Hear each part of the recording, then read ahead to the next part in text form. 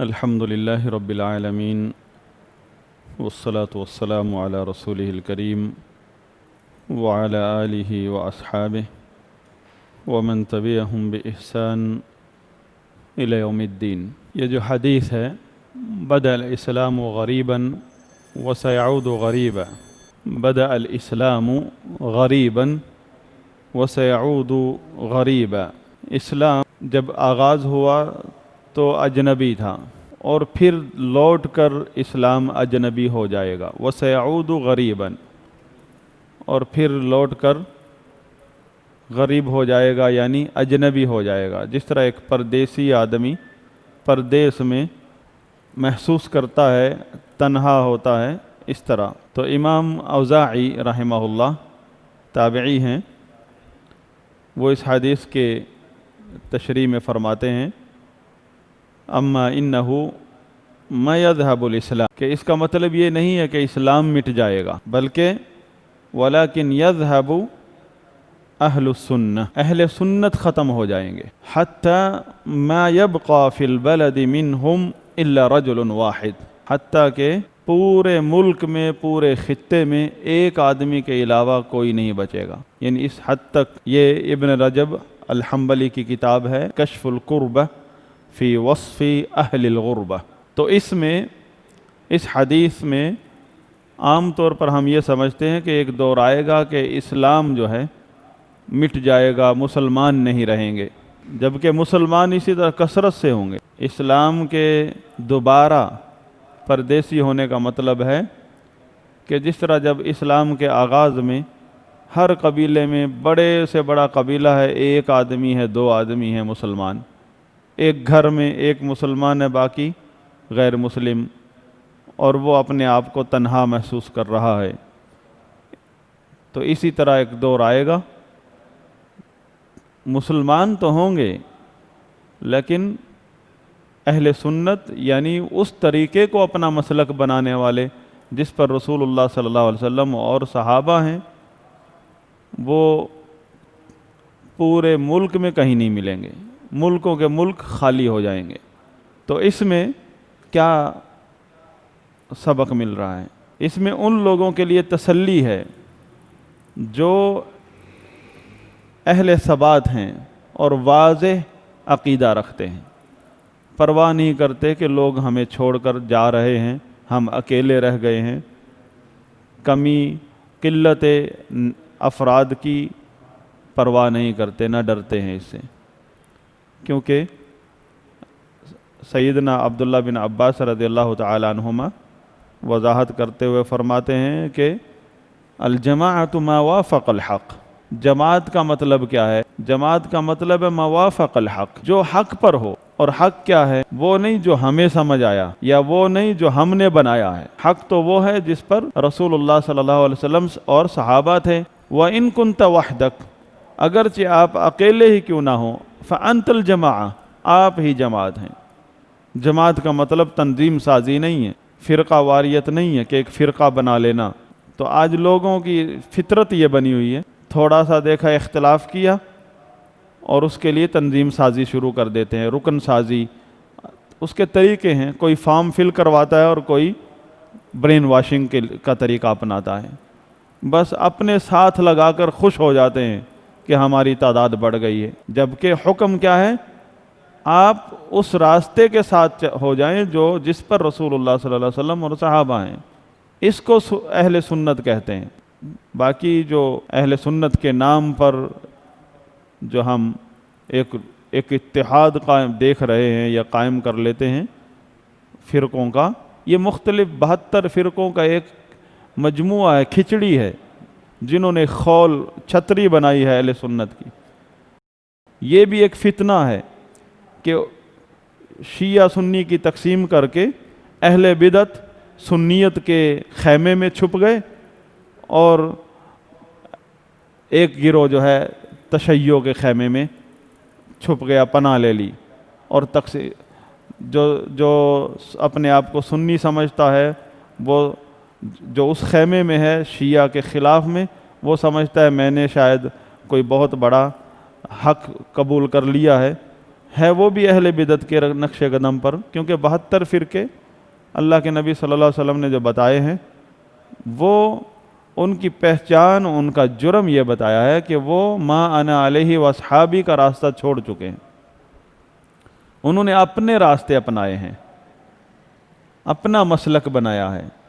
اپنا مسلک بنایا، اور مسلک بنتا ہے نظریاتی اختلاف کرنے سے، کہ انہوں نے اس اسلام سے اختلاف کیا ہے جس پر رسول اللہ صلی اللہ علیہ وسلم اور صحابہ ہیں، اور اس کو اپنا وہ نام دیتے ہیں۔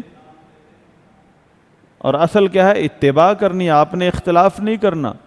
اتباع کرنی ہے کس کی؟ ان لوگوں کی جو رسول اللہ صلی اللہ علیہ وسلم کے ساتھ ہیں، صحابہ کرام اور تابعین، ائمہ۔ اس راستے کی اتباع کرنی ہے جس پر رسول اللہ صلی اللہ علیہ وسلم نے خیر القرون کے لوگوں کو لگایا ہے، صحابہ کرام، تابعین اور ان کے بعد تبع تابعین۔ اس راستے کو اہل سنت کہتے ہیں۔ اس مسلک کے لوگ ملکوں کے ملک ان سے خالی ہو جائیں گے۔ نام تو چلتے رہتے ہیں، اب کتنے نام ہیں، قبیلوں کے نام چل رہے ہیں، لیکن ان قبیلوں کی روایات ختم ہیں۔ کتنے قبائل ہیں اپنی روایات اور ثقافت کی وجہ سے پہچانے گئے، جن لوگوں کے کردار نے وہ ثقافت بنائی تھی وہ تو چلے گئے، ان قبیلوں کا نام ہے، نام استعمال کر رہے ہیں آج کل کے گرے ہوئے لوگ، یعنی معاشرت، اخلاقی برائیاں تمام ان کے اندر ہیں، اور اپنے باپ دادا کا نام استعمال کرتے ہیں کہ ہم تو فلاں قوم سے، فلاں قبیلے سے ہیں، جبکہ ان کے باپ دادا کا نام ایک اعلیٰ کردار اخلاق کی وجہ سے بنا تھا۔ اسی طرح اہل بدعت جو ہے اکابرین امت سے عقیدت کا اظہار کرتے ہیں، صحابہ تابعین سے، لیکن عقائد میں، نظریات میں ان کی مخالفت کرتے ہیں۔ پھر عام آدمی اب دیکھتا ہے کہ دیکھو صحابہ کا نام لیتے ہیں، فلاں سنت کا نام لے رہے ہیں، اپنے آپ کو اہل سنت بھی کہہ رہے ہیں، آپ ان سے راضی نہیں ہیں۔ پھر بھی اللہ کا ذکر فاسق فاجر لوگ بھی کرتے ہیں، گانے والے بھی ذکر کرتے ہیں اللہ کا۔ اللہ تعالیٰ کا فرمان ہے سورہ بقرہ میں 152 نمبر آیت، فَاذْكُرُونِي أَذْكُرْكُمْ، تم میرا ذکر کرو میں تمہیں یاد کروں گا۔ اب اس میں عام ہے کہ جو بھی اللہ کا ذکر کرے گا اللہ اسے یاد کرے گا، اس کا ذکر کرے گا، ان کے درجات بلند کرے گا اللہ تعالیٰ۔ تو تابعی ہیں مکحول الازدی رحمہ اللہ، وہ فرماتے ہیں میں نے عبداللہ بن عمر رضی اللہ تعالیٰ عنہما سے عرض کیا کہ ارائیت قاتل النفس وشارب الخمر والسارق والزانی یذکر اللہ وقد قال اللہ تعالی فاذکرونی اذکرکم۔ مجھے یہ مسئلہ بتائیے کہ قاتل، کسی اور مسلمان کو قتل کرنے والا، ناحق شرابی، زانی، چور، یہ سب اتنے جرائم بھی کر رہے ہیں اور ساتھ اللہ کا ذکر بھی کرتے ہیں، اور اللہ تعالیٰ کا فرمان ہے جو مجھے میرا ذکر کرتا ہے میں اس کا ذکر کرتا ہوں۔ یہ تو یعنی یہ بھی اللہ کے نیک لوگ ہوئے، اللہ کی محفل میں اللہ تعالیٰ اپنے مقرب فرشتوں کی محفل میں ان کو ذکر کرتا ہے، ان کو بھی، کیونکہ قرآن کی آیت تو یہی پتہ چل رہا ہے کہ جو بھی اللہ کا ذکر کرتا ہے اللہ اس کا ذکر کرتا ہے۔ تو پھر مومن میں، نیک لوگوں میں اور فاسق فاجر لوگوں میں فرق کیسے ہوگا کہ ان کا بھی اللہ کی محفل میں ذکر ہو رہا ہے اور ان کا بھی؟ یہ بچتے ہیں گناہوں سے اور یہ بچتے نہیں ہیں، گناہ کرتے ہیں، بڑے دلیر ہیں۔ جس طرح اہل سنت تو وہ ہیں جو ہر چیز سے پرہیز کرتے ہیں، کہیں بھی کسی معاملے میں بھی رسول اللہ صلی اللہ علیہ وسلم اور صحابہ کے اتباع کی مخالفت نہیں کرتے، اور ادھر ایسے ہیں وہ بہت دیدہ دلیر ہیں، بہت اپنی منمانیاں کرتے ہیں، اور پھر اہل سنت بھی ہیں، نعرے مارتے ہیں، صحابہ کا ذکر خیر بھی کرتے ہیں، ائمہ کرام کا ذکر خیر کرتے ہیں، اور اہل سنت کے فضائل بھی بیان کرتے ہیں، سنت کرتے ہیں، مسلک اہل سنت کے نعرے مارتے ہیں، مرنے مٹنے کو تیار ہو جاتے ہیں، تو فرق کیسے کریں گے؟ ایک وہ جو سب کے بیچ میں برا بنتا ہے بدعت سے بچنے کے لیے، سنت کرتا ہے، وہ بھی اہل سنت ہے اور یہ بھی اہل سنت ہے۔ وہ نیک آدمی وہ بھی اللہ کا ذکر کرتا ہے تو اللہ اسے یاد کرتا ہے، اور یہ شرابی کبابی زانی یہ بھی اللہ کا ذکر کرے تو اس کا بھی ذکر خیر ہو اللہ کی محفل میں۔ ہمیں سمجھ نہیں آ رہا، تو عبداللہ بن عمر رضی اللہ عنہما نے فرمایا اذا ذکر اللہ ھذا ذکرہ اللہ بلعنتہ حتی یسکت۔ یہ شخص یہ فاسق فاجر شخص جب اللہ کا ذکر کرتا ہے، یعنی ذکر کرتا ہے اپنے گناہوں کے بیچ میں، فسق و فجور ہے اس میں اللہ کی تعریفیں، شکر اللہ کا اس نے مجھے کامیابی دی، ہاں، اور پھر وہ اپنے فیلڈ میں اللہ کا شکر ادا کرتے ہیں، 2 نفل پڑھ کے اللہ سے مانگتے ہیں، وہ بھی مسلمان ہیں نا، یہ تو اللہ کی نعمت ہے ان پر کہ وہ مسلمان ہیں۔ سیدنا عبداللہ بن عمر رضی اللہ عنہما فرماتے ہیں یہ لوگ جب اللہ کا ذکر کرتے ہیں اپنے برائی کے لیے، یہ نہیں، توبہ کا دروازہ تو سب کے لیے کھلا ہے، وہ مقصد نہیں ہے کہ جب توبہ کریں، مطلب وہ اپنی برائی کے اندر اللہ کو راضی کرنے کے لیے برائی کے ساتھ اللہ کا ذکر کرتے ہیں، تو اللہ تعالیٰ بھی ان کو یاد کرتا ہے لعنت کے ساتھ، جب تک وہ اللہ کا ذکر چھوڑ نہ دیں ان پر اللہ لعنت کرتا رہتا ہے۔ وہ کہہ رہا ہے اللہ کا شکر ہے اللہ نے مجھے اس مقام پر پہنچا دیا، پہلے میں چھوٹا سا گلوکار تھا، آج میں بہت بڑا فاحش ہوں، میں پہلے تھوڑا بدکار تھا، آج میں بہت زیادہ بدکاری پھیلاتا ہوں، اللہ کا شکر اللہ نے کامیابی دی، اللہ ہی مدد کرتا ہے، وہاں توحید بھی بیان کر رہا ہوتا ہے۔ تو عام آدمی کو واقعی میں حیرانگی ہوتی ہے کہ دیکھو اللہ کا ذکر کر رہا ہے، گٹار کے اوپر اللہ کو یاد کر رہا ہے، طبلے کے اوپر اللہ کو یاد کر رہا ہے مشہور جو ہے نا راگ ہے، راگنی گانے والا ہے، راگ ایجاد کرتا ہے اللہ کے نام پر، جبکہ اللہ کا کلام ہے قرآن، رحمان کا کلام قرآن ہے، اس کی آیات ہیں، اس سے ایمان میں اضافہ ہوتا ہے۔ تو اس کو اللہ تعالیٰ جب تک یہ اللہ کا ذکر کرتا ہے اپنی فحاشی میں، اپنی بدکاری میں یا اپنے جرائم کے اندر، اللہ کو بھی یاد کرتا ہے جرائم کے ساتھ کہ ان جرائم میں مجھے ترقی جو ملے اس کے فضل و کرم سے ملی ہے، تو اللہ بھی اس کو یاد کرتا ہے۔ جب تک یہ اللہ کا ذکر نہیں چھوڑ دیتا اس وقت تک اللہ تعالیٰ اس پر لعنت کرتا ہے۔ یہ کس کا قول ہے؟ سیدنا عبداللہ بن عباس رضی اللہ تعالیٰ عنہما۔ یہ سورۃ بقرہ ہے، 152 نمبر آیت ہے، تفسیر ابن کثیر میں پڑھ لینا، یہ وہیں سے میں نے پڑھا ہے۔ احمد شاکر رحمہ اللہ مصر کے محدث گزرے ہیں، وہ یہاں فرماتے ہیں وَهَذَا الَّذِي قَالَهُ ابْنُ عُمَرَ حَقٌّ، یہ حق بات ہے جو عبداللہ بن عمر رضی اللہ عنہما نے فرمائی ہے، يَنْطَبِقُ تَمَامًا عَلَى مَا يَصْنَعُ أَهْلُ الْفِسْقِ وَالْمَجُونِ فِي عَصْرِنَا، ہمارے اس دور میں جو اہل فسق و فجور گناہوں کی دعوت دینے والے لوگ، یہ جو فلمیں بناتے ہیں، ڈرامے بناتے ہیں، فحاشی پر فحاشی دکھاتے ہیں۔ آپ اپنے پاکستان میں رو نہیں رہے ہم سب کہ کیا گھر گھر میں فحاشی داخل کر دی ہے ڈراموں کے ذریعے، اور ان کا دعویٰ کیا ہے؟ ہم تو تربیت کر رہے ہیں، ایک برائی پائی جاتی ہے معاشرے میں، ہم اس کو دکھا رہے ہیں کہ یہ بری ہے۔ یعنی ان کا کیا موقف ہے؟ ہم تو لوگوں کو تہذیب سکھانا چاہ رہے ہیں اور ان کو اب ان کے دین اور ثقافت سے جوڑنا چاہ رہے ہیں، دین کا بھی دعویٰ کرتے ہیں کہ ہم دین کی محبت ان کو بتانا چاہتے ہیں کہ آپ کا دین کیا کہتا ہے، آپ کی ثقافت کیا کہتی ہے اور آپ کہاں چلے گئے۔ لیکن پوری سٹوری، پورے سیریل کس چیز میں لوگوں کے جذبات ابھرتے رہتے ہیں، 30 قسطیں ہیں یا 40 قسطیں ہیں لوگوں کے اندر، نوجوان طبقے کے اندر، انہیں تہذیب کم نظر آتی ہے، ان کی جو ہے شہوت جو ہے وہ زیادہ ابھرتی ہے، جو پہلے سوچا بھی نہیں تھا وہ بھی سوچتے ہیں۔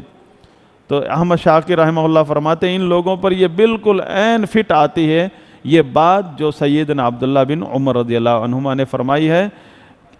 کہ وہ اللہ کا ذکر بھی کر رہے ہیں اور گانوں کے ذریعے لوگوں کو ثقافت کی طرف لانا چاہتے ہیں، کسی اچھے کام کی طرف لانا چاہتے ہیں، میوزک کے ذریعے اللہ کی طرف بھی لاتے ہیں۔ کئی لوگ توحید بھی بیان کرتے ہیں میوزک کے ذریعے، دین کا جذبہ جہاد بھی بیان کرتے ہیں میوزک کے ذریعے۔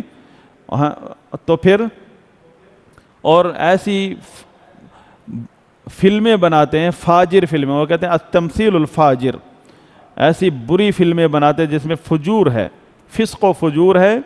یعنی اس کے اندر فسق و فجور ہے، اور ان کا دعویٰ ہے کہ ہم تربیت کر رہے ہیں، تعلیم دے رہے ہیں لوگوں کو اس کے ذریعے۔ اور پورا سیریل ایک من گھڑت فرضی کہانی پر کھڑا ہوتا ہے، فلم ہو یا سیریل ہو، فرضی کہانی ہے نا،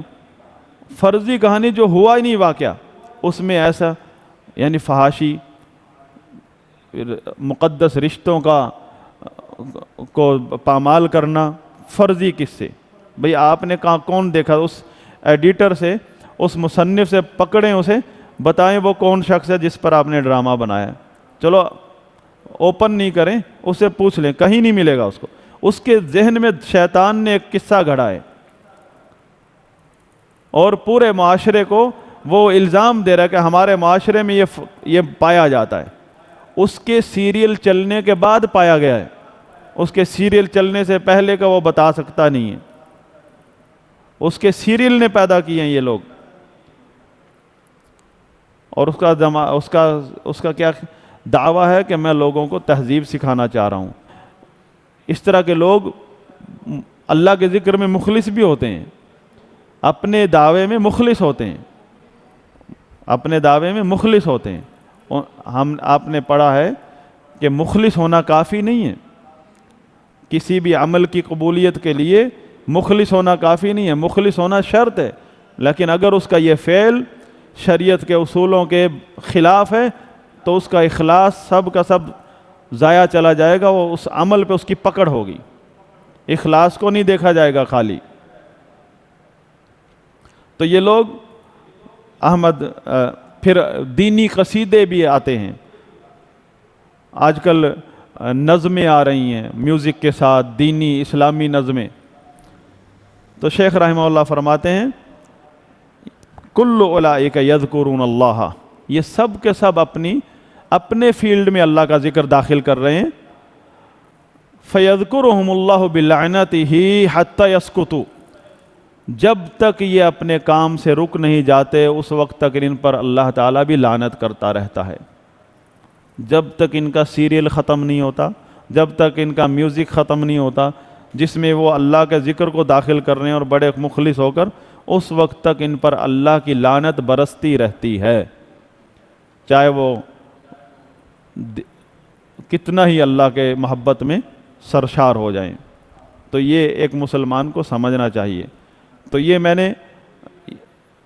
یہ عمدہ تفسیر ہے، ابن کثیر کو مختصر کیا احمد شاکر رحمہ اللہ نے اسی آیت کی تفسیر میں۔ تو یہ صرف ایک مثال کے طور پر ایک اہل بدعت کو ان سے تشبیہ دینے کے لیے یہ میں نے واقعہ بیان کیا کہ اہل فسق و فجور جب اللہ کا ذکر اپنے فسق و فجور میں شامل کرتے ہیں تو ان پر اللہ کی لعنت برستی ہے، ان کو ذاکرین میں شمار نہیں کیا جاتا۔ ظاہر میں تو اللہ کا ذکر نظر آ رہا ہے۔ اسی طرح اہل بدعت جب اپنی بدعات میں سنت کو داخل کرتے ہیں وہ اس کے باوجود بھی اللہ کے دشمن شمار کیے جاتے ہیں، جیسے عبداللہ بن سیدنا امام اہل سنت احمد بن حنبل رحمہ اللہ، فضیل بن عیاض، ان ائمہ کرام سے ثابت ہے کہ جو اہل بدعت ہیں چاہے کتنے ہی نیک بن جائیں پھر بھی اللہ کے دشمن ہیں، کیونکہ انہوں نے اللہ کے دین کو بگاڑا ہے، اللہ کے دین کی خدمت نہیں کی۔ اور اہل سنت سے مراد میری فرقے یا تنظیمیں نہیں، وہ لوگ جو رسول اللہ صلی اللہ علیہ وسلم اور صحابہ کے طریقے کو مسلک بنا کر اس پر ثابت قدم رہتے ہیں۔ کسی فرقہ واریت اور تنظیم سازیوں کا حصہ نہیں بنتے، سیاست کا حصہ نہیں بنتے۔ یہ لوگ چاہے ذاتی طور پر کتنے گناہ گار کیوں نہ ہوں، یہ اللہ کے اولیاء ہیں، کیونکہ انہوں نے اللہ کے وہ دین جس پر رسول اللہ صلی اللہ علیہ وسلم اور صحابہ تھے، اس کا دامن نہیں چھوڑا، چاہے کتنے ہی گناہ گار ہیں۔ اور اس کی مثال آپ دیکھ لیں، وہ شخص جس کے 99 پرچی رجسٹر تھے گناہوں کے، ایک چھوٹی سی پرچی تھی نیکی کی، اور اس پر لکھا تھا لا الہ الا اللہ محمد الرسول اللہ، یعنی اس نے زندگی میں کبھی غیر اللہ کی عبادت نہیں کی، شرک نہیں کیا، اور محمد رسول اللہ کا مطلب یہ کہ وہ کبھی بھی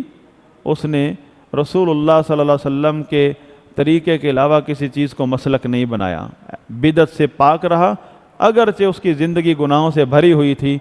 وہ توحید اور سنت، وہ توحید اور وہ سنت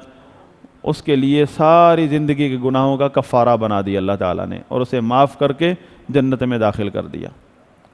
ایک ہی نیکی کام آ گئی، وہ ہے توحید و سنت۔ توحید و سنت نعروں کا نام نہیں ہے، کوئی تنظیم کا نام نہیں ہے، مطلب نہیں ہے۔ توحید و سنت ایک نظریہ ہے اور عمل ہے، قول و عمل ہے، عقیدہ ہے، مسلک ہے، دعوت ہے، علم ہے۔ تو ہماری کلاس ہے، اس کا موضوع ہی السنہ ہے، یعنی ما انا علیہ واصحابی، وہ طریقہ، وہ مسلک، وہ عقیدہ جس پر رسول اللہ صلی اللہ علیہ وسلم اور صحابہ تھے۔ اگرچہ یہ کتابیں تمام مدارس میں پڑھائی جاتی ہیں، لیکن فرق اصلی اہل سنت میں اور اہل بدعت میں، جو اپنے آپ کو اہل سنت کہتے ہیں، فرق اتنا ہے کہ اصلی اہل سنت کبھی بھی اپنی طرف نہیں بلائے گا، وہ آپ کو رسول اللہ صلی اللہ علیہ وسلم اور صحابہ کی طرف بلائے گا، اور جو اہل بدعت ہیں، جو اپنے آپ کو اہل سنت کے لیبل دیتے ہیں، وہ ہمیشہ اپنی طرف بلائیں گے اور آپس میں بھی اختلاف کا شکار ہیں۔